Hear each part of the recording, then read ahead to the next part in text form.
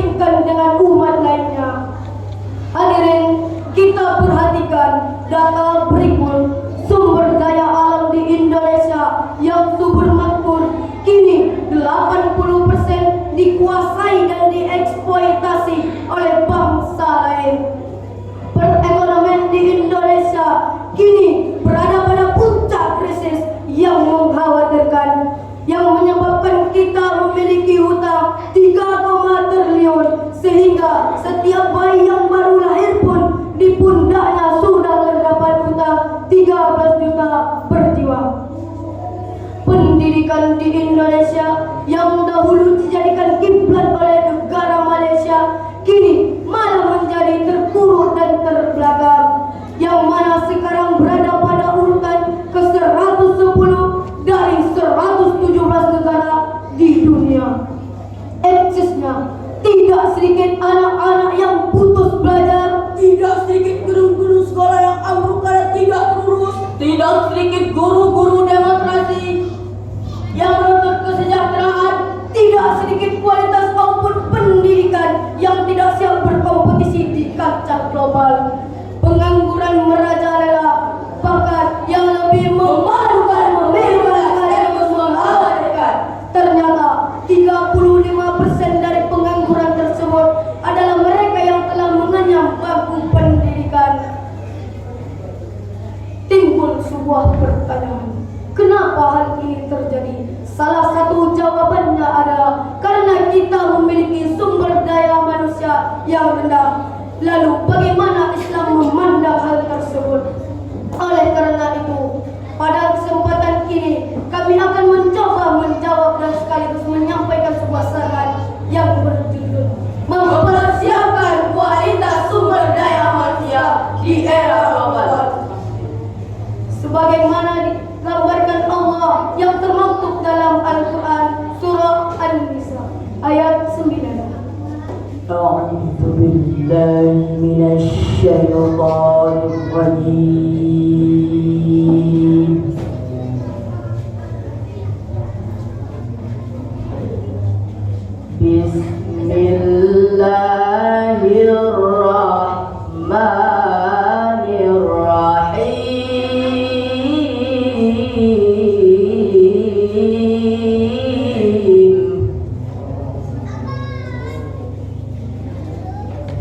وَلْيَخْشَى الَّذِينَ لَوْ تَرَكُوا مِنْ خَلْفِهِمْ ذُرِّيَّةً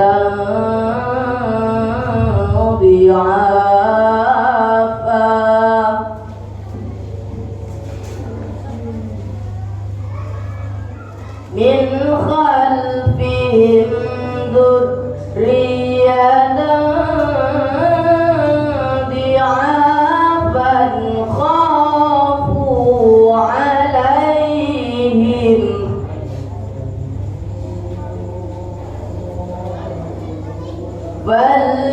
فَلْيَتَّقُوا اللَّهَ وَلْيَقُولُوا قَوْلًا سَدِيدًا. Allahu Akbar. Aku berlindung kepada Allah dari godaan syaitan yang terkutuk dengan menyebut nama Allah yang Maha Pengasih, Maha Penyayang, dan hendaklah takut kepada Allah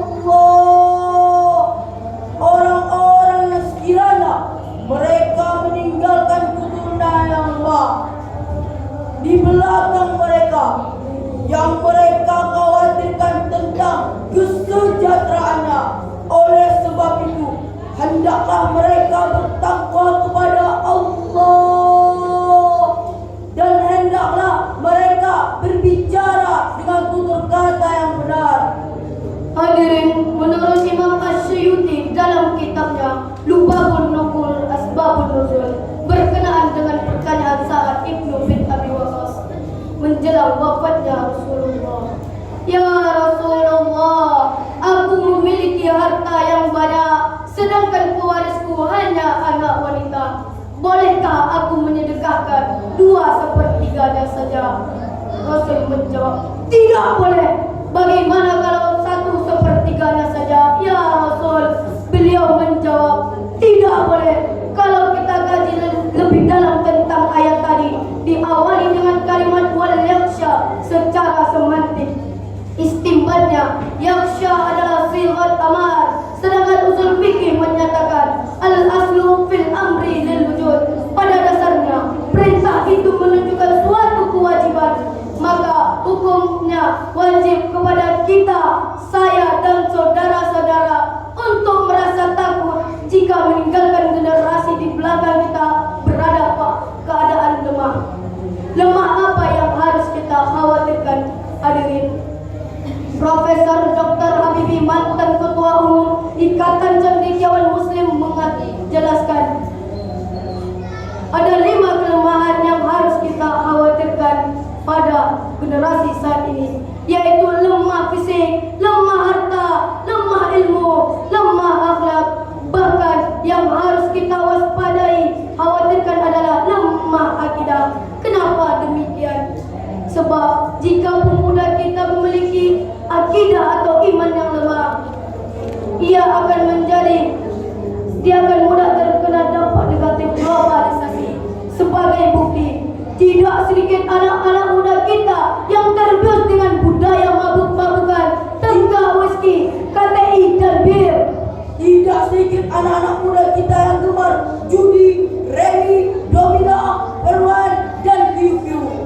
Tidak sedikit anak-anak muda kita yang terjebak dengan budaya pacaran, free love, free sex, 7-Eleven, dan kumpul kebo. Hidup satu rumah tanpa diikat tali pernikahan. Na'udzubillah. Summa na'udzubillah.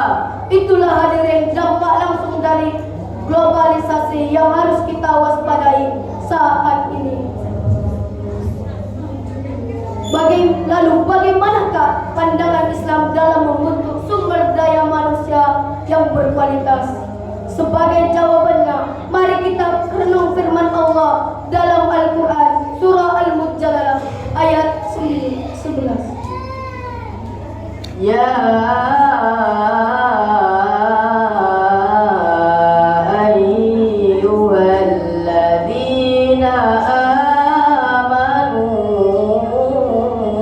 idza qila lakum tafassahu fil majalis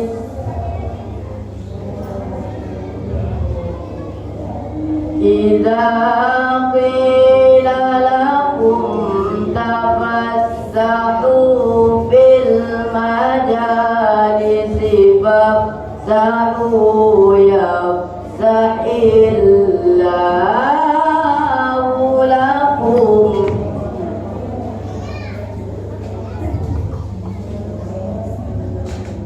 wa idza qila anjudu fanjudu yarfa'illahu alladhina amanu minkum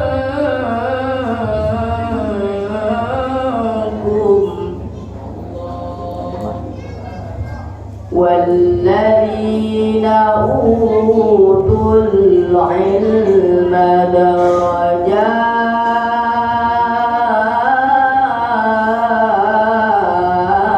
درجات والله بما تعملون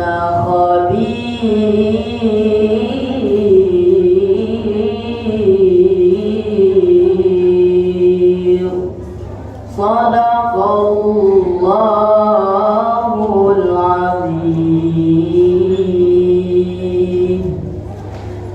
Wahai orang-orang yang beriman, apabila dikatakan kepadamu, berilah kelapangan di dalam majelis-majelis, maka lapangkanlah, niscaya Allah akan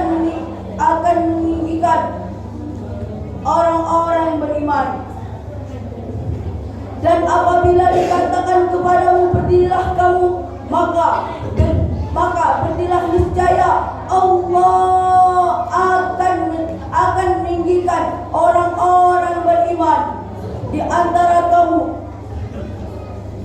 dan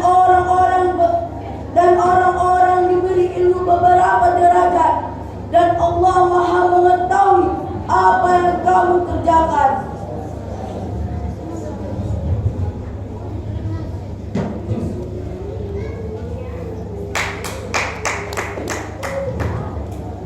Allah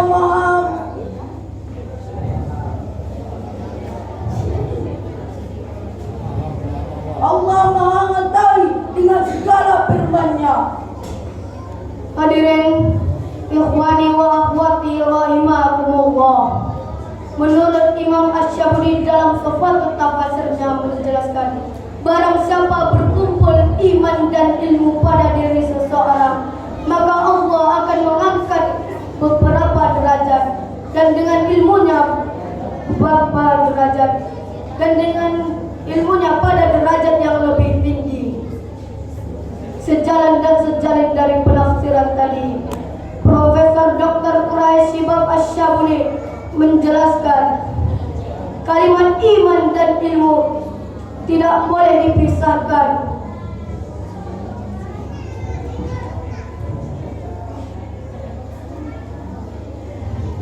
Mengandung arti bahwa kalimat iman dan ilmu disebut secara beriringan. Manusia beriman tapi tanpa ilmu, ia akan lemah dan mudah diperdaya. Manusia pintar tanpa iman, ia akan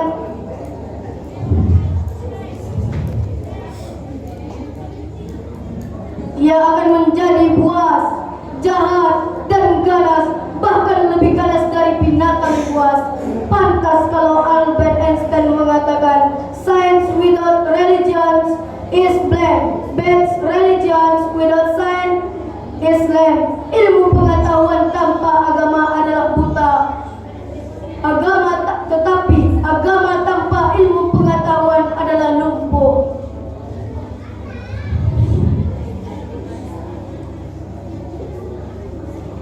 Dari uraian tadi dapat disimpulkan, untuk membangun negara ini diperlukan sumber daya manusia yang berkualitas, ditandai dengan iman yang kuat